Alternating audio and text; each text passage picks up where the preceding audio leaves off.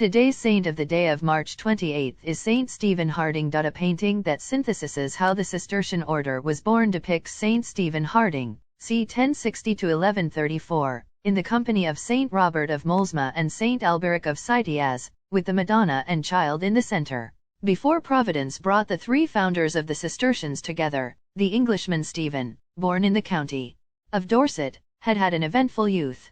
After professing his monastic vows in the Benedictine Abbey of Sherborne, he had abandoned religious life during the turbulent period following the Norman conquest of England.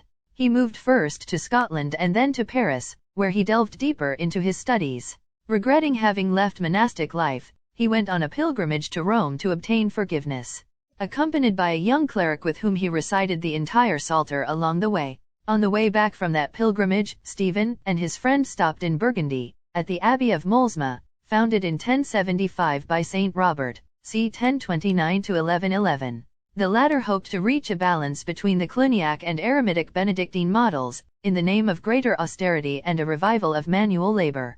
Robert's reforming ideas aroused the enthusiasm of Stephen and 20 other monks, all eager for a closer observance of the original rule of Saint Benedict. On March 21, 1098, after obtaining the necessary authorizations, Robert and his monks founded the Abbey of Citeaz in a marshy location then called Cistercium. Thus the Cistercian order was born. The beginnings for the Cistercians were not easy.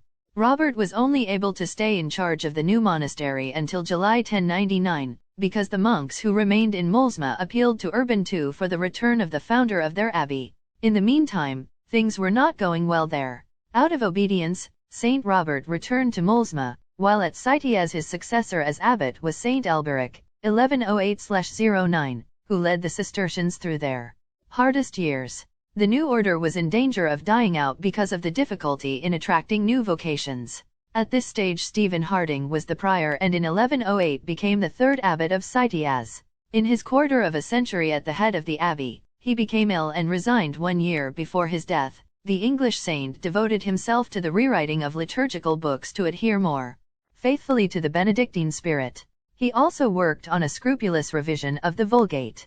In 1112 an event of capital importance for the future of the order took place. Stephen welcomed into the monastery a young man of great faith and personality, Saint Bernard of Clairvaux, c. 1090–1153, who wore the Cistercian habit and arrived with about 30 companions. Thanks to the providential arrival of the new monks, Stephen was soon able to direct his religious to found the primary abbeys, as the first 4 abbeys directly descended from the mother house of Citeaz are called La Ferté, 1113, Pontigny, 1114, Morimond, 1115, and Clairvaux, 1115, the latter founded by Bernard himself.